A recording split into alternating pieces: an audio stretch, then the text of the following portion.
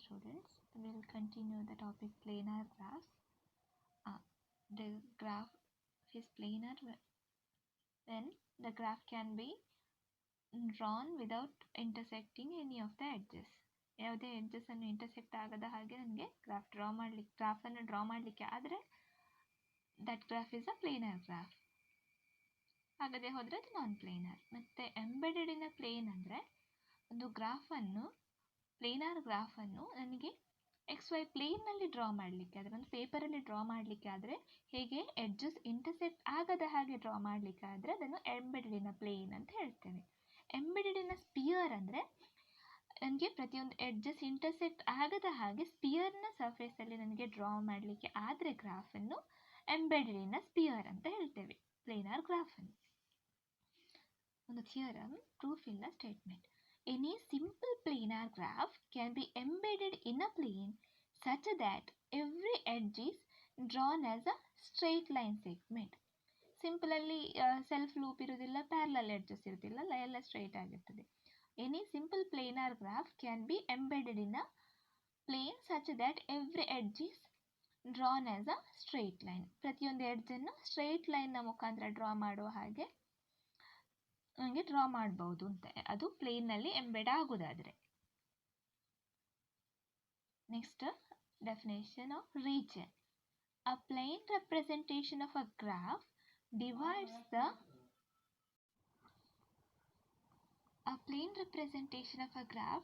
the plane into regions. ಅಂದರೆ ಒಂದು graph ಇದ್ದರೆ, ಹೀಗೊಂದು ಗ್ರಾಫ್ ಇದ್ದರೆ ಇದು ಪ್ಲೇನನ್ನು, ನಮ್ಮ ಪ್ಲೇನ್ ಇದೆಯಲ್ಲ XY ಪ್ಲೇನನ್ನು ರೀಜನ್ಸ್ ಆಗಿ ಡಿವೈಡ್ ಮಾಡ್ತದೆ. ಇದು ಎಷ್ಟು ರೀಜನ್ಸ್ ಆಗಿ ಡಿವೈಡ್ ಮಾಡ್ತದೆ? ಇದು ಒಂದು ರೀಜನ್, ಹೊರಗಿರುವಂಥದ್ದು ಇನ್ನೊಂದು ರೀಜನ್, ಎರಡು. Suppose the graph is like this. ಹೀಗಿದ್ದಾಗ ಎಷ್ಟು ರೀಜನ್ಸ್ ಆಗಿ ಡಿವೈಡ್ ಮಾಡ್ತದೆ? 1, 2, 3 ರೀಜನ್ಸ್ ಆಗಿ ಡಿವೈಡ್ ಮಾಡ್ತದೆ.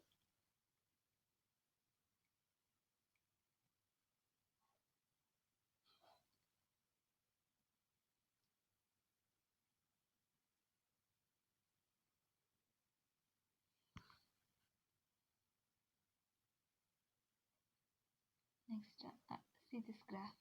This graph divides the plane into 5 regions. 1, 2, 3, 4, 5. ಆ ರೀಜನ್ಸ್, ನನ್ನ ನಂಬರ್ಸ್ ಹಾಕಿದ್ದೇನೆ 1, 2, 3, 4, 5 ಅಂತ, ಅದಕ್ಕೆ ರೀಜನ್ಸ್ ಅಂತ ಹೇಳ್ತೇವೆ. ಇದು ಒಂದು ರೀಜನ್, ಸೆಕೆಂಡ್ ನಂಬರ್ ಹಾಕಿದ್ದು ಇನ್ನೊಂದು ರೀಜನ್, ಅಥವಾ ಫೇಸ್ ಅಂತ ಕೂಡ ಹೇಳ್ತೇವೆ. ರೀಜನ್ಗೆ ಇನ್ನೊಂದು ಹೆಸರು ಫೇಸ್. ಆ region is characterised by the set of edges farming it's boundary. ಹೇಗೆ ಅದು ಅಂದರೆ ರೀಜನ್ ಹೇಗೆ ಫಾರ್ಮ್ ಆಗ್ತದೆ ಅಂದರೆ ಅದರ ಬೌಂಡ್ರಿಯಲ್ಲಿರುವ ಎಡ್ಜಸ್ ಇಂದ ಫಾರ್ಮ್ ಆಗ್ತದೆ. ಈಗ ಈ ರೀಜನನ್ನು ಎಷ್ಟು ಎಡ್ಜ್? 4 ಎಡ್ಜ್ ಇರುವಂತಹ ರೀಜನ್, ಇದು 3 ಎಡ್ಜ್ ಇರುವ ರೀಜನ್. ಹಾಗೆ ನೆಕ್ಸ್ಟ್ ಥಿಯರಮ್ ನೋಡುವ. A graph can be embedded in the surface of a sphere if and only if it can be embedded in a plane. ಏನು ಹೇಳ್ತದೆ ಇದು ಸ್ಟೇಟ್ಮೆಂಟ್? ನಮಗೆ ಒಂದು ಗ್ರಾಫನ್ನು, ಪ್ಲೇನರ್ ಗ್ರಾಫನ್ನು ಸರ್ಫೇಸ್ನಲ್ಲಿ, ಸ್ಪಿಯರ್ನ ಸರ್ಫೇಸಲ್ಲಿ ಎಂಬೆಡ್ ಮಾಡಲಿಕ್ಕೆ ಆದರೆ, ಅಥವಾ ಸ್ಪಿಯರ್ನ ಸರ್ಫೇಸಲ್ಲಿ ಡ್ರಾ ಮಾಡಲಿಕ್ಕೆ ಆದರೆ ಪ್ಲೇನರ್ ಗ್ರಾಫ್, ಅದು ನನಗೆ ಸ್ಪಿಯರ್ ಎಲ್ಲಿ ಇರ್ತದೆ, ಯಾವ ಪ್ಲೇನಲ್ಲಿ ಇರ್ತದೆ, ಆ ಪ್ಲೇನ್ನಲ್ಲಿ ಕೂಡ ನನಗೆ ಆ ಗ್ರಾಫನ್ನು ಎಂಬೆಡ್ ಮಾಡ್ಬೋದು ಅಥವಾ ಡ್ರಾ ಮಾಡ್ಬೋದು. ಹಾಗೆಯೇ ನನಗೆ ಒಂದು ಪ್ಲೇನ್ನಲ್ಲಿ ಒಂದು ಪ್ಲೇನರ್ ಗ್ರಾಫನ್ನು ಡ್ರಾ ಮಾಡಲಿಕ್ಕೆ ಆದರೆ, ಎಂಬೆಡ್ ಮಾಡಲಿಕ್ಕೆ ಆದರೆ, ಆ ಪ್ಲೇನ್ಗೆ ಕಾಂಟ್ಯಾಕ್ಟ್ ಆಗಿರುವ ಸ್ಪಿಯರ್ನ ಸರ್ಫೇಸಲ್ಲಿ ಕೂಡ ಗ್ರಾಫನ್ನು ಡ್ರಾ ಮಾಡ್ಬೋದು ಅಂತ ನಾವು ಪ್ರೂವ್ ಮಾಡಬೇಕು. ಲೈಕ್ ಥಿಯರಿಟಿಕಲ್ ಪ್ರೂಫ್ ಆಗಿದೆ ಇದು.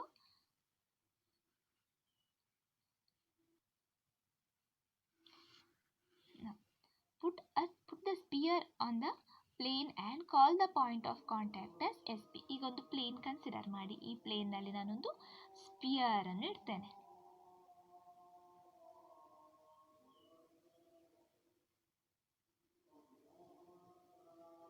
ಹೀಗೆ ಆಯ್ತಾ? ಹೀಗೆ ಸ್ಪಿಯರ್ ಅನ್ನು ಇಡ್ತೇನೆ. ದ ಪಾಯಿಂಟ್ ಆಫ್ ಕಾಂಟ್ಯಾಕ್ಟ್ ಯಾವುದು, ಆ ಸ್ಪಿಯರ್ ಮತ್ತು ಪ್ಲೇನ್ ಟಚ್ ಆಗುವ ಪಾಯಿಂಟ್ ಇರ್ತದಲ್ಲ ಅದನ್ನು ಎಸ್ ಪಿ, ಸೌತ್ ಪೋಲ್ ಅಂತ ತೆಕ್ಕೊಳ್ತೇವೆ. ಇಲ್ಲಿ ನೋಡಿ ಹೀಗೆ ಡ್ರಾ ಮಾಡಿದ್ದೇನೆ. ಇದು ಸ್ಪಿಯರ್, ಪಾಯಿಂಟ್ ಆಫ್ ಕಾಂಟ್ಯಾಕ್ಟ್ ಇದು S P. Next, at the point SP, draw a straight line to the plane. ಈ SP ಇಂದ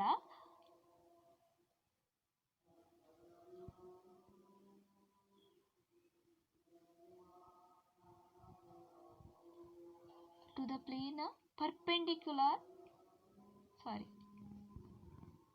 ಬರಡಿಲ್ಲ ಕಾಣಬೇಕು, ಬಟ್ ಇದು at the point SP, draw a straight line perpendicular to the plane. SP ಇಂದ ಪ್ಲೇನಿಗೆ perpendicular ಆಗುವ ಹಾಗೆ straight line ಒಂದು ಎಳೆಬೇಕು. ಈಗ ಹೇಗಿರ್ತದೆ, ಹೇಗೆ ಉಂಟು ಅಂತ ನಾನು ಹೇಳಿದ್ದೆ. ಹೀಗೆ ಪ್ಲೇನ್ ಇದ್ದರೆ ಅಲ್ಲಿ ನನ್ನ ಸ್ಪಿಯರ್, ಇದು ಸ್ಪಿಯರ್ ಆಗಿದ್ದರೆ ಇದು ಎಸ್ ಪಿ ಆಗಿದ್ರೆ ಇಲ್ಲಿಂದ ಮಧ್ಯದಲ್ಲಿ, ಇದು ನಿಮಗೆ ಇದರಲ್ಲಿ ಗ್ರಾಫಲ್ಲಿ ತೋರಿಸಿ ಕಷ್ಟ ಆಗ್ಬೋದು, ಕ್ಲಾಸಲ್ಲಿ ಎಕ್ಸ್ಪ್ಲೇನ್ ಮಾಡುವಾಗ. ಒಂದು ವೇಳೆ ನಮಗೆ live class, offline class start ಆದರೆ ನಾನು ಇದನ್ನು ನಿಮಗೆ ಮತ್ತೊಮ್ಮೆ ಎಕ್ಸ್ಪ್ಲೇನ್ ಮಾಡ್ತೇನೆ. ಯಾಕಂದರೆ ಇದು ಕೂಡ ಒಂದು ಪ್ಲೇನ್ ಅಲ್ವಾ ನನ್ನ ಮೊಬೈಲ್ ಕೂಡ, ಹಾಗೆ ನಿಮಗೆ ಆಫ್ಲೈನ್ ಕ್ಲಾಸಲ್ಲಿ ಎಕ್ಸ್ಪ್ಲೇನ್ ಮಾಡಿದಾಗೆ ಅರ್ಥ ಆಗಲಿಕ್ಕಿಲ್ಲ. ನೋಡಿ, ಇದು ಸ್ಪಿಯರ್ ಒಂದು ಬಾಲ್ನ ಥರ ಇರ್ತದೆ, ಅದರ ಒಳಗಿಂದ ನಾನು ಇದು ಟಚ್ ಆದ ಪಾಯಿಂಟ್ ಪೇಪರಿಗೆ, ಇದರ ಒಳಗಿಂದಾಗಿ ನಾನು ಸ್ಟ್ರೈಟ್ ಇದು ಪ್ಲೇನ್ ಇರ್ತದೆ, ಪ್ಲೇನಿಗೆ ಪರ್ಪೆಂಡಿಕ್ಯುಲರ್ ಆಗುವಾಗೆ ಹೀಗೆ ಒಳಗಿಂದ ಸ್ಟ್ರೈಟ್ ಲೈನ್ ಎಳೆಯುವುದು. ಅದು ಎಲ್ಲಿ ಕಾಂಟ್ಯಾಕ್ಟ್ ಆಗ್ತದೆ ಅಂದರೆ ಸರ್ಫೇಸನ್ನು ಎಲ್ಲಿ ಕಾಂಟ್ಯಾಕ್ಟ್ ಆಗ್ತದೆ, ಸ್ಪಿಯರ್ ಇದ್ದು ಇದು ಸರ್ಫೇಸ್ ಅಲ್ವಾ, ಸರ್ಫೇಸನ್ನು ಆ ಲೈನ್ ಕಾಂಟ್ಯಾಕ್ಟ್ ಆಗುವ ಪಾಯಿಂಟ್ಗೆ ನಾರ್ತ್ ಪೋಲ್ ಅಂತ ಹೇಳ್ತೇವೆ, NP. Call the point where this line intersects the surface of the sphere as NP. Now, corresponding to any point P on the plane. Now, ಯಾವುದೇ point P ಅನ್ನು ಪ್ಲೇನ್ನಲ್ಲಿ ತೆಕ್ಕೊಂಡ್ರೆ, there exists a unique point P dash on the sphere and vice versa, where P dash is the point at which the straight line from P to the NP intersect the surface of the sphere. ಅಂದರೆ ನಾನು ಯಾವುದೇ ಒಂದು point P ಪ್ಲೇನಲ್ಲಿ ತೆಕ್ಕೊಂಡ್ರೆ ಈ NP ಇಂದ Pಗೆ straight line draw ಮಾಡುವಾಗ ಆ line ಆ ಸ್ಪಿಯರಿದು ಸರ್ಫೇಸನ್ನು touch ಮಾಡ್ತದಲ್ವ, ಅದನ್ನು ಪಾಯಿಂಟನ್ನು P ಡ್ಯಾಶ್. ನಾನು ಯಾವುದೇ ಪಾಯಿಂಟ್ ತೆಕ್ಕೊಂಡ್ರೂ ನನಗೆ ಈ ಸ್ಪಿಯರಲ್ಲಿ ಒಂದು P ಡ್ಯಾಶ್ ಸಿಕ್ಕೇ ಸಿಗ್ತದೆ. ಹಾಗೆಯೇ ಹೇಗೆ ಈಗ ಒಂದು ಸ್ಪಿಯರ್ ಇದ್ದರೆ, ಇದು ಸ್ಪಿಯರ್ ಇದೆ ಅಲ್ವಾ, ಇಲ್ಲಿಂದ ನಾನೊಂದು NP ಇದು, ಇಲ್ಲಿಂದೊಂದು ಇಲ್ಲಿ ಒಂದು ಪಾಯಿಂಟ್ ಇದೆ ಅಂತ ತಿಳ್ಕೊಳ್ಳುವ. ನಾನು ಇದರ ಒಳಗಿಂದ ಹತ್ತಿರ ಇದ್ದರೆ ಒಳಗಿಂದ ಬರ್ತದೆ ಅಲ್ವಾ, ಸ್ಪಿಯರ್ನ ಒಳಗಿಂದಾಗಿ ನನ್ನ ಆ ಲೈನ್ ಬರ್ತದೆ, ಒಳಗೆ ಹೋಗಿ ಹೊರಗೆ ಬರುವಾಗ ಪುನಃ ಅದು ಸರ್ಫೇಸನ್ನು ಟಚ್ ಆಗ್ತದಲ್ವಾ, ಆ ಪಾಯಿಂಟ್ P ಡ್ಯಾಶ್. ಅರ್ಥ ಆಯ್ತಾ, ಆ ಪಾಯಿಂಟ್ P ಡ್ಯಾಶ್. ಹಾಗೆಯೇ ಈಗ ಇದೊಂದು ಸ್ಪಿಯರ್ ಆಗಿ ಈಗ ಹತ್ತಿರ ಪಾಯಿಂಟ್ ಇದ್ದರೆ ಇಲ್ಲಿ ಬರ್ತದೆ P ಡ್ಯಾಶ್, ಸ್ವಲ್ಪ ದೂರ ಇದ್ದರೆ P ಡ್ಯಾಶ್ ಇಲ್ಲಿ ಬರ್ತದೆ.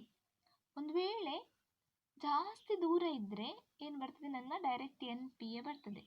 ಈಗ ಇದು ಸ್ಪಿಯರ್ ಆಗಿ ಇಲ್ಲಿ ನನ್ನ ಪಾಯಿಂಟ್ ಇದ್ದರೆ touching point, first touching point NP ಆಗ್ತದೆ, ನಾರ್ತ್ ಪೋಲ್ ಆಗಿರ್ತದೆ. ಅರ್ಥ ಆಗ್ತುಂಟು ಅಂದ್ಕೊಂಡಿದ್ದೇನೆ. ಇಲ್ಲಿ ನೋಡಿ, corresponding to P, any point P on the plane, there exists unique P dash on the sphere and vice versa. ಅಂದರೆ ಪ್ರತಿಯೊಂದು Pಗೂ ಡಿಫ್ರೆಂಟ್ ಆಗಿರುವಂತಹ P ಡ್ಯಾಶ್ ಎಕ್ಸಿಸ್ಟ್ ಆಗ್ತದೆ. ಈ Pಗೆ ಇಲ್ಲೊಂದು P ಇದ್ದರೆ ಇಲ್ಲಿ ಎಳೆಯುವಾಗ ಇಲ್ಲಿ ಬರ್ತದೆ. ಅದು ಪ್ರತಿಯೊಂದು ಪಾಯಿಂಟಿಗೂ ಯುನೀಕ್ P ಡ್ಯಾಶ್ ಎಕ್ಸಿಸ್ಟ್ ಆಗ್ತದೆ. ಹಾಗೆಯೇ ಇಲ್ಲಿರುವ P ಡ್ಯಾಶ್ಗೆ ನಾನು NP ಇಂದ P ಡ್ಯಾಶ್ಗೆ ಒಂದು ಲೈನ್ ಡ್ರಾ ಮಾಡಿದರೆ ಆ ಲೈನನ್ನು ಎಕ್ಸ್ಟೆಂಡ್ ಮಾಡ್ತಾ ಹೋದರೆ ಪ್ಲೇನ್ ಟಚ್ ಆಗುವಾಗ ನನಗೆ ಇನ್ನೊಂದು ಪಾಯಿಂಟ್ ಸಿಗ್ತದೆ. ಹಾಗೆ ಪ್ರತಿಯೊಂದು Pಗೂ ಸರ್ಫೇಸ್ನಲ್ಲಿ P ಡ್ಯಾಶ್ ಇದೆ, ಸ್ಪಿಯರ್ನ ಸರ್ಫೇಸಲ್ಲಿ P ಡ್ಯಾಶ್ ಇರ್ತದೆ. ಹಾಗೆಯೇ ಸ್ಪಿಯರ್ನ ಸರ್ಫೇಸಲ್ಲಿರುವ ಪ್ರತಿಯೊಂದು P ಡ್ಯಾಶ್ಗೂ P ಎಕ್ಸಿಸ್ಟ್ ಆಗ್ತದೆ. ಹೇಗೆ the straight line from P to the NP intersect the surface of the sphere. Thus, there is one-to-one correspondence between the point of the sphere, ಅಂದರೆ point on the surface of the sphere, ಸರ್ಫೇಸ್ನಲ್ಲಿರುವ ಪ್ರತಿಯೊಂದು ಪಾಯಿಂಟಿಗೂ ಪ್ಲೇನಲ್ಲಿರುವ ಪಾಯಿಂಟಿಗೂ 1-to-1 correspondence ಇದೆ, ಒಂದಕ್ಕೊಂದು ಸಂಬಂಧ ಇದೆ. Sphere and the infinite points on the ಪ್ಲೇನ್ನಲ್ಲಿರುವ infinite ತುಂಬ ಪಾಯಿಂಟ್ಸ್ ಇರ್ತದಲ್ವಾ, ಅದಕ್ಕೂ ಮತ್ತು ಸ್ಪಿಯರ್ನ ಸರ್ಫೇಸಲ್ಲಿರುವ ಪಾಯಿಂಟ್ಸ್ಗೂ ಒಂದಕ್ಕೊಂದಕ್ಕೂ ಸಂಬಂಧ ಇದೆ. ಅಂದರೆ ಇನ್ಫೈನೈಟ್ ಪಾಯಿಂಟ್ಸ್ ಇರ್ತದಲ್ವ ಪ್ಲೇನಲ್ಲಿ, ಆ ಪ್ರತಿಯೊಂದು ಪಾಯಿಂಟಿಗೂ ಈ ಸ್ಪಿಯರಲ್ಲಿ ಯುನೀಕ್ ಪಾಯಿಂಟ್ ಎಕ್ಸಿಸ್ಟ್ ಆಗ್ತದೆ, ಅದಕ್ಕೆ ಕರೆಸ್ಪಾಂಡ್ ಆಗಿರುವಂಥದ್ದು.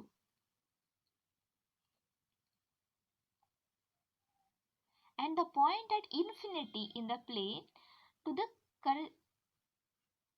and the point at the infinity in the plane corresponding to NP on the sphere. ಈಗ ಇನ್ಫಿನಿಟಿ ಅಂದರೆ ಈ ಪ್ಲೇನಿಂದ ಹೊರಗಿರುವ ಪಾಯಿಂಟಿಗೆ NP P ಡ್ಯಾಶ್ ಆಗ್ತದೆ.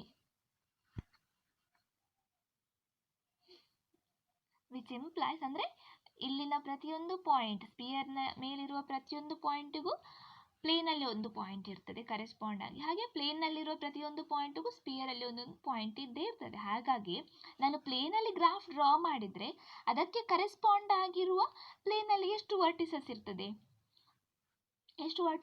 ಆ ವರ್ಟಿಸಸ್ಗೆ ಕರೆಸ್ಪಾಂಡ್ ಆಗಿ ಇಲ್ಲೊಂದು ವರ್ಟಿಸಸ್ ಇರ್ತದಲ್ವ ಸ್ಪಿಯರಲ್ಲಿ ಕೂಡ. ನನಗೆ ಪ್ಲೇನಲ್ಲಿ ಗ್ರಾಫ್ ಡ್ರಾ ಮಾಡಲಿಕ್ಕಾದರೆ ಸ್ಪಿಯರಲ್ಲಿ ಆ ಗ್ರಾಫಲ್ಲಿರುವ ಪ್ರತಿಯೊಂದು ವರ್ಟಿಸಸ್ಗೂ ಇದರಲ್ಲಿ ಸ್ಪಿಯರ್ನ ಸರ್ಫೇಸಲ್ಲಿ ಕೂಡ ಒಂದು ವರ್ಟಿಸಸ್ ಕರೆಸ್ಪಾಂಡ್ ಆಗಿರೋ ವರ್ಟಿಸಸ್ ಇರ್ತದೆ. ಹಾಗೆಯೇ ಎಡ್ಜಸ್ ಯಾವುದು, ಎಡ್ಜಸ್ ಒಂದು ಎಲ್ಲ ಪಾಯಿಂಟ್ಸನ್ನು ಸೇರಿ ಮಾಡಿರುವಂಥದ್ದಲ್ವಾ, ಹಾಗಾಗಿ ಇಲ್ಲಿ ಆ ಎಡ್ಜಸ್ಸಲ್ಲಿರುವ ಎಷ್ಟೊಂದು ಪ್ರತಿಯೊಂದು ಪಾಯಿಂಟ್ಸ್ ಇರ್ತದಲ್ಲ, ಆ ಪಾಯಿಂಟ್ಸ್ಗೆ ಕರೆಸ್ಪಾಂಡ್ ಆಗಿ ಸ್ಪಿಯರಲ್ಲಿ ಕೂಡ ಪಾಯಿಂಟ್ಸ್ ಇರ್ತದೆ. ಹಾಗಾಗಿ ಇಲ್ಲಿನ ಎಡ್ಜ್ ಅಲ್ಲಿದ್ದು ಅಲ್ಲಿ ಕೂಡ ಇಲ್ಲಿ ಎಡ್ಜ್ ಡ್ರಾ ಮಾಡಲಿಕ್ಕಾದ್ರೆ, ಅಂದರೆ ಪ್ಲೇನಲ್ಲಿ ಎಡ್ಜ್ ಡ್ರಾ ಮಾಡಲಿಕ್ಕಾದ್ರೆ ಅದೇ ಎಡ್ಜನ್ನು ನಾನು ಸ್ಪಿಯರಲ್ಲಿ ಕೂಡ ಡ್ರಾ ಮಾಡ್ಬೋದು. ಹಾಗಾಗಿ ಪ್ಲೇನಲ್ಲಿ ನನಗೆ ಒಂದು ಗ್ರಾಫನ್ನು ಡ್ರಾ ಮಾಡಲಿಕ್ಕೆ ಆದರೆ ಅದಕ್ಕೆ ಕರೆಸ್ಪಾಂಡ್ ಆಗಿ ಅಂಥದೇ ಗ್ರಾಫನ್ನು ನಾನು ಸ್ಪಿಯರಲ್ಲಿ ಕೂಡ ಅದೇ ಗ್ರಾಫನ್ನು ಸ್ಪಿಯರಲ್ಲಿ ಕೂಡ ಡ್ರಾ ಮಾಡ್ಬೋದು ಅಂತ ಇದು ಹೇಳ್ತದೆ. ನಾನಿಲ್ಲಿ ಪಾಯಿಂಟ್ P ಕರೆಸ್ಪಾಂಡೆನ್ಸ್ ಹೇಳಿದಲ್ವಾ, ಆ ಕಾನ್ಸೆಪ್ಟಿಂದ ನಾವು ಹೇಳ್ಬೋದು. So which implies that any graph can be embedded in a plane, can be embedded in the surface of the sphere also and vice versa. ಅಂದರೆ ಸರ್ಫೇಸ್, ಸ್ಪಿಯರ್ನ ಸರ್ಫೇಸಲ್ಲಿ ಪ್ಲೇನರ್ ಗ್ರಾಫನ್ನು ಡ್ರಾ ಮಾಡಲಿಕ್ಕಾದರೆ ನನಗೆ ಪ್ಲೇನಲ್ಲಿ ಕೂಡ draw ಮಾಡಬಹುದು ಅಂತ. ಸ್ವಲ್ಪ ಅರ್ಥ ಮಾಡಲಿಕ್ಕೆ ಕಷ್ಟ ಉಂಟು, ಒಂದು 2-3 ಸರ್ತಿ ಓದಿಕೊಳ್ಳಿ ಅರ್ಥ ಆಗ್ತದೆ. ನೆಕ್ಸ್ಟ್ ಜೋಮೆಟ್ರಿಕ್ ಡ್ಯುಯಲ್ ಅಂದರೆ ಏನು? ಒಂದು ಗ್ರಾಫಿಂದ ಡಿರೈವ್ ಆದ ಮತ್ತೊಂದು ಗ್ರಾಫಿಗೆ ನಾವು ಜೋಮೆಟ್ರಿಕ್ ಡ್ಯುಯಲ್ ಅಂತ ಹೇಳ್ತೇವೆ. ಅದಕ್ಕೆ ಪರ್ಟಿಕ್ಯುಲರ್ ಡೆಫಿನೇಷನ್ ಇಲ್ಲ. ಜೋಮೆಟ್ರಿಕ್ ಡ್ಯುಯಲ್ ಹೇಗೆ ಫೈಂಡ್ ಔಟ್ ಮಾಡೋದು ಅಂತ ನಾನು ಹೇಳಿಕೊಡ್ತೇನೆ. Consider a plane representation of a graph with 6 vertices or 6 regions or faces. ಅಂದರೆ 6 ರೀಜನ್ ಇರುವ ನಾನು ಇದೊಂದು ಗ್ರಾಫನ್ನು ಕನ್ಸಿಡರ್ ಮಾಡಿದ್ದೇನೆ. ರೀಜನ್ ಆರ್ ಫೇಸಸ್ ಅಂತ ಹೇಳ್ತೇವೆ. ಯಾವುದು ರೀಜನ್ ಇಂಟೀರಿಯರ್ ಅಲ್ಲಿ ಇದೆಯಲ್ಲ ಅದು, ಇನ್ಸೈಡ್ ಮತ್ತು ಔಟ್ಸೈಡ್ ಅಲ್ಲಿ F6 ಇದೆ.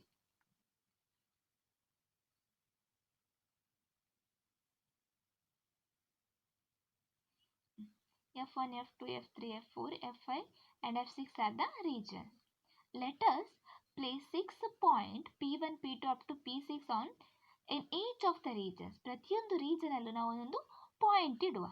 P1, P2, F1 ಅಲ್ಲಿ P1 ಪಾಯಿಂಟ್, F2 ಅಲ್ಲಿ P2, F3 ಅಲ್ಲಿ P3, F4 ಅಲ್ಲಿ P4, F5 ಅಲ್ಲಿ P6, P5, F6 ಅಲ್ಲಿ P6 ಅಂತ 6 ಪಾಯಿಂಟ್ಸ್ ಅನ್ನು ನಾನು ಹಾಕಿದೆ. Now we join these 6 points according to the following procedure. ಕೆಳಗೆ ಪ್ರೊಸೀಜರ್ಸ್ ಕೊಟ್ಟಿದ್ದಾರೆ, ಆ ಪ್ರೊಸೀಜರ್ಸ್ ಯೂಸ್ ಮಾಡಿಕೊಂಡು ನಾವು ಈ ಪಾಯಿಂಟ್ಸ್ ಅನ್ನು ಜಾಯಿನ್ ಮಾಡಬೇಕು. If 2 regions Fi and Fj are adjacent or have a common edge. ಈಗ ಇಲ್ಲಿ ನೋಡಿ, ಈ ರೀಜನ್ ಇದೆರಡು ರೀಜನ್ ಅಲ್ವಾ, ಇದೆರಡು ರೀಜನ್ನ ನಡುವೆ ಒಂದು ಕಾಮನ್ ಎಡ್ಜ್ ಇದೆ. ಸೊ ನಾನು F1 ಮತ್ತು F2 adjacent ಅಂತ ಹೇಳ್ಬೋದು. If 2 regions Fy and Fj are adjacent, draw a line joining points Pi and Pj. ಯಾವೆಲ್ಲ ಎಡ್ಜಸ್ ಎಡ್ಜಸೆಂಟ್ ಆಗಿ ಉಂಟು, ಅದರ ರೀಜನ್ ಯಾವುದೆಲ್ಲ ರೀಜನ್ಸ್ ಎಡ್ಜಸೆಂಟ್ ಆಗಿ ಉಂಟು ಆ ರೀಜನ್ನ ಪಾಯಿಂಟ್ ಉಂಟಲ್ವಾ, ಪಿ ಐಸ್, ಆ ರೀಜನ್ನ ಪಾಯಿಂಟ್ಸ್ ನಡುವೆ ಒಂದು ಎಡ್ಜ್ ಎಳೆಯಿರಿ. How we have to draw the edge?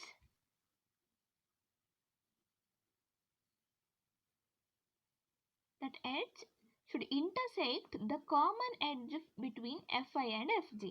ಈಗ ಎರಡು ರೀಜನ್ ನಡುವೆ ಕಾಮನ್ ಎಡ್ಜ್ ಇದ್ದರೆ ಇಲ್ಲೊಂದು ಪಾಯಿಂಟ್ ಕೊಟ್ಟಿದ್ದೇನಲ್ವಾ, P1 ಮತ್ತು P2. ಆ P1 ಮತ್ತು P2ಗೆ ನಾನು ಎಡ್ಜ್ ಎಳಿಬೇಕು. ಹೇಗೆ? ಆ ಕಾಮನ್ ಎಡ್ಜ್ ಇತ್ತು ಅಲ್ವಾ, ಆ F1 ಮತ್ತು F2 ಇಲ್ಲಿ ಕಾಮನ್ ಇರುವ ಈ ಎಡ್ಜ್ಗೆ ಇಂಟರ್ಸೆಕ್ಟ್ ಆಗುವ ಹಾಗೆ ನಾನು P1 ಮತ್ತು P2 ಅನ್ನು ಸೇರಿಸಬೇಕು.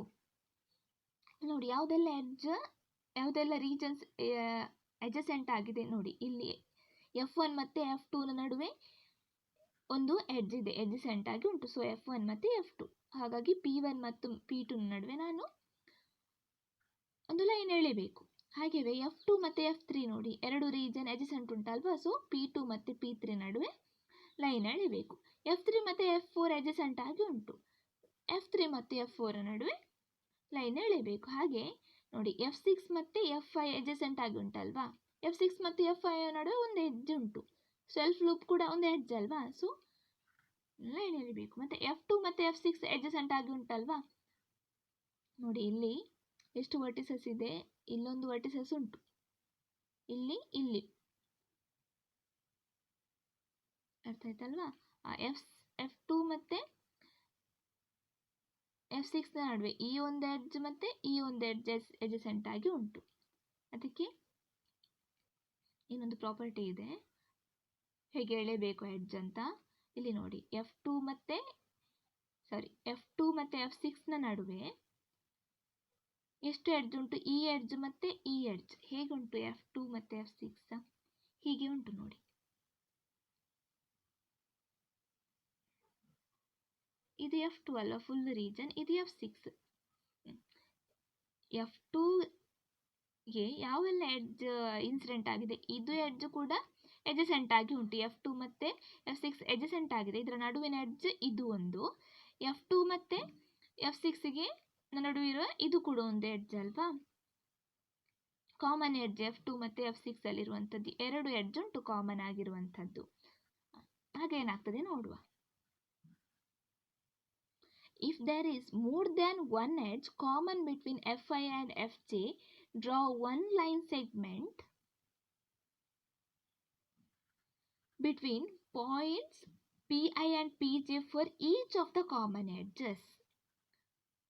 ಅಂದರೆ Pi ಮತ್ತು Pjಗೆ ಪ್ರತಿಯೊಂದು ಎಡ್ಜ್ನ ಮುಖಾಂತರ ನಾವು ಲೈನ್ ಎಳಿಬೇಕು. ಎಷ್ಟು ಎಡ್ಜ್ ಉಂಟು ಇಲ್ಲಿ, ಎರಡು ಎಡ್ಜ್ ಉಂಟಲ್ವಾ, ಸೊ ಎರಡು ಎಡ್ಜ್ನ ಮೂಲಕ ಪಾಸ್ ಆಗುವ ಹಾಗೆ ನಾನು ಎಡ್ಜನ್ನು ಎಳಿಬೇಕು. ಇಲ್ಲಿ P2 ಇಂದ P6ಗೆ ಇದು ಒಂದು ಎಡ್ಜ್ನ ಮುಖಾಂತರ ಮತ್ತು ಇದು ಒಂದು ಎಡ್ಜ್ನ ಮುಖಾಂತರ. ಸೊ ಏನಾಗ್ತದೆ, ಅದು ಪ್ಯಾರಲಲ್ ಎಡ್ಜ್ ಫಾರ್ಮ್ ಆಯ್ತಲ್ವಾ, P2 ಮತ್ತು P6ನ ನಡುವೆ. Next, for on edge lying entirely in one region, ಒಂದು ಎಡ್ಜ್ ಒಂದೇ ರೀಜನಲ್ಲಿ ಇದ್ದರೆ, ಫುಲ್ಲಾಗಿ ಒಂದು ರೀಜನಲ್ಲಿ ಇದ್ದರೆ, ಬೇರೆ ಯಾವುದೇ ರೀಜನಲ್ಲಿ ಇಲ್ಲ, ಫುಲ್ಲಾಗಿ ಒಂದೇ ರೀಜನಲ್ಲಿ ಇದ್ದರೆ, draw self loop at a point PK intersecting that edge exactly once. ಈಗ ನೋಡಿ ಇಲ್ಲಿ ಒಂದು ಎಡ್ಜ್ ಉಂಟಲ್ವಾ, ಈ ಎಡ್ಜ್ ಎಂಟೈರ್ ಆಗಿ F1 ಅಲ್ಲಿ ಉಂಟು. ಸೊ ಏನು ಮಾಡಬೇಕು, ನಾನು ಆ ಪಾಯಿಂಟ್ P1 ಇಂದ ಸೆಲ್ಫ್ ಲೂಪ್ ಎಳಿಬೇಕು, ಈ ಎಡ್ಜನ್ನು ಇಂಟರ್ಸೆಕ್ಟ್ ಆಗುವ ಹಾಗೆ ಎಕ್ಸಾಕ್ಟ್ಲಿ ಒಂದು ಸಲ ಎಡ್ಜ್ ಇಂಟರ್ಸೆಕ್ಟ್ ಆಗುವ ಹಾಗೆ ಸೆಲ್ಫ್ ಲೂಪ್ ಎಳೆಯುವುದು. ಹೀಗೆ ಇಲ್ಲಿ ನೋಡಿ, ಆ ಕಾನ್ಸೆಪ್ಟ್ ಯೂಸ್ ಮಾಡಿಕೊಂಡು ನಾನು ಈ ಗ್ರಾಫ್ ಡ್ರಾ ಮಾಡಿದ್ದೇನೆ. ಡಾಟೆಡ್ ಅಲ್ಲಿ ತೋರಿಸಿದ್ದೇನಲ್ಲ, ಅದು ನಿಮ್ಮ ಡಾಟೆಡ್ ಅಲ್ಲಿ ತೋರಿಸಿದ್ದೇನೆ ಯಾವುದದು. ಈಗ ನೋಡಿ, P1 ಮತ್ತು P2 ಕನೆಕ್ಟ್ ಮಾಡಲಿಲ್ಲ ನಾನು, P1 ಮತ್ತು P2ಗೂ ಕೂಡ ಒಂದು ಲೈನ್ ಉಂಟು. P2 ಮತ್ತು P3 ಕನೆಕ್ಟ್ ಮಾಡಿದ್ದೇನೆ, P3 ಮತ್ತು P4 ಮತ್ತು P1 ಕನೆಕ್ಟ್ ಮಾಡಿದ್ದೇನೆ. ಯಾಕೆ, ಇಲ್ಲಿ ನೋಡಿ P1 ಹೇಗುಂಟಲ್ವ ರೀಜನ್, ಇದು F1, ಇದು F4. F1 ಮತ್ತು F4 ನಡುವೆ ಈ ಎಡ್ಜ್ ಕಾಮನ್ ಆಗಿ ಉಂಟು. So they are adjacent. So ಅಲ್ಲಿಂದ ಇಲ್ಲಿಗೆ ನಾನು ಎಡ್ಜ್ ಎಳಿಬೇಕು. ಡಾಟೆಡ್ ಲೈನಲ್ಲಿ ಎಡ್ಜ್ ಎಳಿದ್ದೇನೆ P1 ಮತ್ತು P4. ಮತ್ತು P6 ಹೊರಗಿರುವ ರೀಜನ್ ಅಲ್ವಾ. ಈ F4 ಮತ್ತು F6 ಅಡ್ಜಸೆಂಟ್ ಆಗಿ ಉಂಟು. ಇದು ಹೊರಗಿರುವ ರೀಜನ್. F6 ಎಲ್ಲ ಕಡೆ ಉಂಟು. ಇಲ್ಲಿ ಇದೆಲ್ಲ F6. ಸೊ F4 ಮತ್ತು F6 ಎರಡು ಅಡ್ಜಸೆಂಟ್. ಸೊ P4 ಮತ್ತು P6 ನಡುವೆ ಎಡ್ಜ್ ಎಳಿಬೇಕು. ಅದನ್ನು ಡಾಟೆಡ್ ಲೈನಲ್ಲಿ ಎಳೆದಿದ್ದೇನೆ. P6 ಮತ್ತು P5 ಮತ್ತು P2 ಮತ್ತು P6 ನಡುವೆ ಎರಡು ಎಡ್ಜ್ ಕಾಮನ್ ಇದೆ. ಸೊ ಎರಡು ಎಡ್ಜ್ನ ಮುಖಾಂತರ ಕೂಡ ಎಡ್ಜ್ ಎಳೆದಿದ್ದೇನೆ P2 ಮತ್ತು P6 ನಡುವೆ. ಸೊ ಅದು ಏನಾಯಿತು, ಪ್ಯಾರಲಲ್ ಎಡ್ಜ್ ಫಾರ್ಮ್ ಆಯಿತು. ಹಾಗೆ ಈ F1 ನಲ್ಲಿ ಒಂದು ಪೆಂಡೆಂಟ್ ವರ್ಟಿಸಸ್ ಇದೆ, ಪೆಂಡೆಂಟ್ ಎಡ್ಜ್ ಇದೆ. ಸರಿ, ಪೆಂಡೆಂಟ್ ವರ್ಟಿಸಸ್ ಅಂದರೆ ಒಂದು ಎಡ್ಜ್ ಎಂಟೈರ್ ಆಗಿ ಒಂದು ರೀಜನ್ ಅಲ್ಲಿ ಇರುವಂಥದ್ದು. ಸೊ ಆ ಎಡ್ಜ್ನ ಮುಖಾಂತರ ನಾವೇನು ಎಳಿಬೇಕು, ಸೆಲ್ಫ್ ಲೂಪ್ ಎಳಿಬೇಕು, ಎಡ್ಜಿಂದ ಎಡ್ಜ್ಗೆ ಇಂಟರ್ಸೆಕ್ಟ್ ಆಗುವ ಹಾಗೆ. ಸೊ ಇದು ಹೇಗೆ ಸಿಕ್ಕಿತ್ತು ನಮಗೆ ಗ್ರಾಫ್? ಹೀಗೆ ಉಂಟು ನೋಡಿ. ಇದು P1,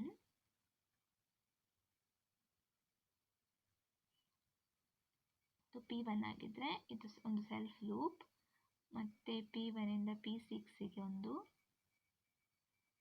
ಮತ್ತೆ P1 ಇಂದ P2, P2 ಇಂದ P6ಗೆ ಒಂದು, ಎರಡು ಹೋಗಿದೆ. P6 ಇಂದ P5, P2 ಇಂದ P3ಗೆ, P3 ಇಂದ P4, P4 ಇಂದ P1, P4 ಇಂದ P6. ಹೀಗೆ ಬಂದಿದೆ ನಮ್ಮ ಗ್ರಾಫ್. ಇದೊಂದು ಹೊಸ graph. By this procedure we get a new graph G star. G star ಅಂದರೆ ಇಲ್ಲಿ ಡಾಟೆಡ್ ಅಲ್ಲಿ ಯಾವುದು ಉಂಟು, by broken line G star. Broken ಲೈನಲ್ಲಿ, ಡಾಟೆಡ್ ಲೈನಲ್ಲಿ ಯಾವ ಗ್ರಾಫ್ ಉಂಟು ಅದಕ್ಕೆ G ಸ್ಟಾರ್ ಅಂತ ಹೇಳ್ತೇವೆ. Consist of 6 vertices. ಎಷ್ಟು ಫೇಸ್ ಇತ್ತು, ಫೇಸ್ನಲ್ಲಿ ನಾನು ಎಷ್ಟು ರೀಜನ್ಸ್ ಇತ್ತು, ರೀಜನ್ಸಲ್ಲಿ ನಾನು ಪಾಯಿಂಟ್ ಹಾಕಿದೆ ಅಲ್ವಾ. ಈಗ ಅದುವೇ ಪಾಯಿಂಟ್ಸ್ ವರ್ಟಿಸಸ್ ಆಗ್ತದೆ ಈ ಗ್ರಾಫ್. ಇದ್ದು ಎಷ್ಟು ರೀಜನ್ ಇತ್ತು, 6 ರೀಜನ್ ಇತ್ತು. ಸೊ 6 ಪಾಯಿಂಟ್ ಹಾಕಿದೆ, ಹಾಗಾಗಿ ವರ್ಟಿಸಸ್ ಎಷ್ಟಾಗ್ತದೆ, 6 ಆಗ್ತದೆ. ಯಾವುದು, P1, P2, P3 up to P6. Consist of an edges joining these points. ಈ ಪಾಯಿಂಟ್ಸ್ ಅನ್ನು ಜಾಯಿನ್ ಮಾಡುವ ಎಡ್ಜಸ್ ಅಲ್ಲಿ ಇರ್ತದೆ. Such a graph G star is called dual or a geometric dual of G. ಇಂಥ graph, ಹೀಗೆ form ಆದ graph ಅನ್ನು we call it as a dual or geometric dual. ಈಗ G ಮತ್ತು G ಸ್ಟಾರಿಗೆ ಇರುವ ರಿಲೇಶನ್ಶಿಪ್ ಏನು ಅಂತ ನೋಡಿಕೊಳ್ಳುವ. And first one, an edge forming a self loop in G eels a pendant edge in G star. G ಅಲ್ಲಿ self loop ಯಾವುದಿರ್ತದೆ, ಅಲ್ಲಿ pendant edge form ಆಗ್ತದೆ. ಸಿ ಹಿಯರ್, ಇಲ್ಲಿ ನೋಡಿ, ಸೆಲ್ಫ್ ಲೂಪ್ F5 ಅಲ್ಲಿ ಇದೆ. P5 ಉಂಟಲ್ಲ, ಆ ಪಾಯಿಂಟ್ P5 ಅಲ್ಲಿ ಸೆಲ್ಫ್ ಲೂಪ್ ಉಂಟು. ಸೊ ಇಲ್ಲಿ ನೋಡಿ, P5 ಪೆಂಡೆಂಟ್ ಎಡ್ಜ್ ಫಾರ್ಮ್ ಮಾಡಲಿಲ್ವಾ, ಅದನ್ನು ಹೇಳಿದ್ದಾರೆ. Next second, a pendant edge in G yields a self loop in G star. ನೋಡಿ ಇಲ್ಲಿ ಪೆಂಡೆಂಟ್ ಎಡ್ಜ್ ಅಲ್ವಾ, G ಅಲ್ಲಿದ್ದದ್ದು, ಇದು ಪೆಂಡೆಂಟ್ ಎಡ್ಜ್. ಇಲ್ಲಿ ನೋಡಿ ಸೆಲ್ಫ್ ಲೂಪ್ ಫಾರ್ಮ್ ಆಯ್ತಲ್ವಾ. Next, edges that are in series in G produce parallel edge in G star. Series ಅಂದರೆ ಹೀಗಿರುವಂಥದ್ದು, ಒಂದಕ್ಕೊಂದು ಸ್ಟ್ರೈಟ್ ಆಗಿ. ಎಷ್ಟು ಇಲ್ಲಿ ನೋಡಿ, ಇದು ಸೀರೀಸಲ್ಲಿ ಉಂಟು. ಈ ಎಡ್ಜ್, ಎರಡು ಎಡ್ಜ್ ಸೀರೀಸಲ್ಲಿ ಉಂಟು. ಸೀರೀಸಲ್ಲಿ ಇದ್ದ ಎಡ್ಜ್ G ಅಲ್ಲಿ ಸೀರೀಸಲ್ಲಿ ಉಂಟು. G ಸ್ಟಾರಲ್ಲಿ ಏನಾಗ್ತದೆ, ಪ್ಯಾರಲಲ್ ಎಡ್ಜ್ ಫಾರ್ಮ್ ಮಾಡ್ತದೆ. ಮಾಡಿದಾ ನೋಡಿ, ಇಲ್ಲಿ ಪ್ಯಾರಲಲ್ ಎಡ್ಜ್ ಫಾರ್ಮ್ ಮಾಡಿದೆ. ಹಾಗೆಯೇ parallel edges in G produce edges in series in G star. G ಅಲ್ಲಿ ಪ್ಯಾರಲಲ್ ಎಡ್ಜ್ ಯಾವುದಾಗಿತ್ತು, ಇದು ನೋಡಿ, ಇದು ಪ್ಯಾರಲಲ್ ಎಡ್ಜ್ ಅಲ್ವಾ, ಇದು ಮತ್ತೆ ಇದು, ಅದು ಅಲ್ಲಿ ಎಡ್ಜಸ್ ಸೀರೀಸ್ ಅಲ್ಲಿ ಬರ್ತದೆ. ನೋಡಿಕೊಳ್ಳಿ, ಇಲ್ಲಿ ಎಡ್ಜಸ್ ಹೇಗೆ ಉಂಟು, ಸೀರೀಸ್ ಅಲ್ವಾ, ಸ್ಟ್ರೈಟ್ ಆಗಿ ಉಂಟು.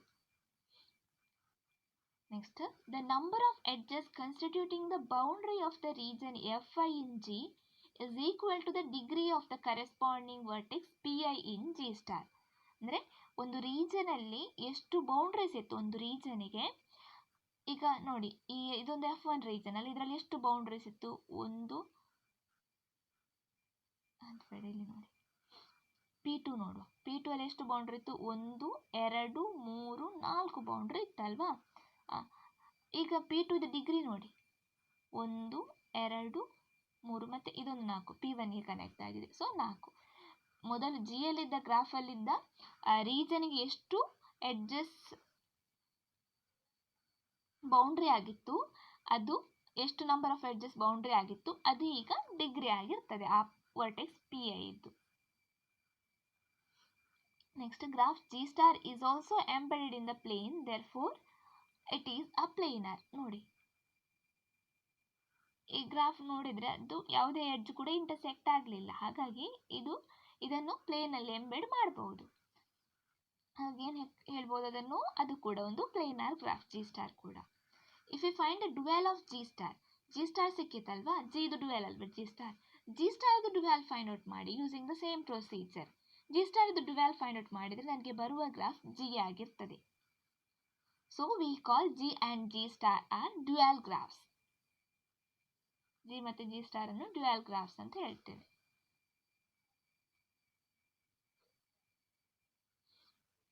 Next, if n e f r mu denote the number of vertices. ಅಂದರೆ n ಅಂದರೆ ನಂಬರ್ ಆಫ್ ವರ್ಟಿಸಸ್, e ಅಂದರೆ ನಂಬರ್ ಆಫ್ ಎಡ್ಜಸ್, f ಅಂದರೆ ನಂಬರ್ ಆಫ್ ರೀಜನ್ಸ್, r ಅಂದರೆ rank, mu nullity respectively of a connected graph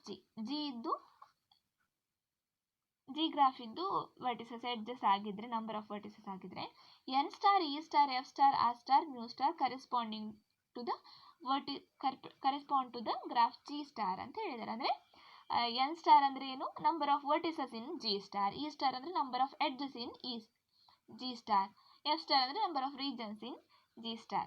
ಹಾಗಿದ್ರೆ ಈ relation ಹೊಳ್ಳಾಗ್ತದೆ. n star equal to f ಅಂದರೆ ಇಲ್ಲಿ G star ಅಲ್ಲಿರುವ ನಂಬರ್ ಆಫ್ ವರ್ಟಿಸಸ್ ಅಲ್ಲಿರುವ ಫೇಸಸ್ ಈಕ್ವಲ್. ಯಾಕಂದರೆ ಫೇಸಸ್ ಅಲ್ಲೇ ನಾವು ರೀಜನ್ಸ್ ಅಲ್ಲಿ ನಾವು ಪಾಯಿಂಟ್ಸ್ ಹಾಕಿದ್ದಲ್ವಾ? ಎಷ್ಟು ರೀಜನ್ಸ್ ಅಂತ ಅಷ್ಟು ಪಾಯಿಂಟ್ಸ್ ಹಾಕಿದ್ದೇವೆ, ಅದೇ ವರ್ಟಿಸಸ್ ಆಗಿದೆ. E star equal to E, edge same ಇರ್ತದೆ ಎರಡರಲ್ಲಿ ಕೂಡ. ಅಂದರೆ ನಂಬರ್ ಆಫ್ ಎಡ್ಜ್ ಸೇಮ್ ಇರ್ತದೆ, ಎಡ್ಜಸ್ ಆಚೆ ಡಿಫ್ರೆಂಟ್ ಆಗ್ತದೆ, but number of edges same. f star ಏನಾಗ್ತದೆ? ರೀಜನ್ ಏನಾಗ್ತದೆ? ಮೊದಲ ಗ್ರಾಫಲ್ಲಿ ಎಷ್ಟು ವರ್ಟಿಸಸ್ ಇತ್ತು ಅಷ್ಟು ರೀಜನ್ ಬರ್ತದೆ. Using the above we can say that r star G star ಅಲ್ಲಿರುವ ರ್ಯಾಂಕ್ G ಅಲ್ಲಿರುವ ನಲ್ಲಿಟಿ ಆಗ್ತದೆ, G ಸ್ಟಾರ್ ಅಲ್ಲಿರುವ ನಲ್ಲಿಟಿ G ಅಲ್ಲಿರುವ ರ್ಯಾಂಕ್ಗೆ ಈಕ್ವಲ್ ಆಗ್ತದೆ ಅಂತ. ಇದು 2 ಹೋಮ್ವರ್ಕ್. ನೀವು ಇದಕ್ಕೆ ಜಾಮೆಟ್ರಿಕ್ ಡ್ಯುಯಲ್ ಡ್ರಾ ಮಾಡಬೇಕು ಈ 2 ಗ್ರಾಫಿಗೆ. ಅರ್ಥ ಆಯ್ತಾ ಅಂದ್ಕೊಂಡಿದ್ದೇನೆ. ಇನ್ನು ಇದರಲ್ಲಿ ಈ ಸೆಕೆಂಡ್ ಯೂನಿಟಲ್ಲಿ ಒಂದು ಕಾನ್ಸೆಪ್ಟ್ ಬಾಕಿ ಆಗಿದೆ, ಆಯ್ಲರ್ ಫಾರ್ಮುಲಾದ್ದು. ಅದರಲ್ಲಿ ಒಂದು ಥಿಯರಮ್ ಮತ್ತು ಒಂದು ಕೊರೊಲರಿ ಇದೆ, ಅದನ್ನು ನಾನು ನೆಕ್ಸ್ಟ್ ಯಾವಾಗಾದರೂ ಮಾಡ್ತೇನೆ.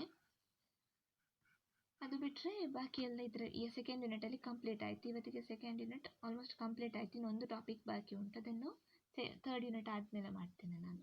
ನೆಕ್ಸ್ಟ್ ವೀಕಿಂದ ನಾವು ಥರ್ಡ್ ಯೂನಿಟ್ ಸ್ಟಾರ್ಟ್ ಮಾಡುವ. ಇಲ್ಲಿಗೆ ಕ್ಲಾಸ್ ಮುಗಿಸ್ತೇನೆ. ರಾಮ್ ರಾಮ್.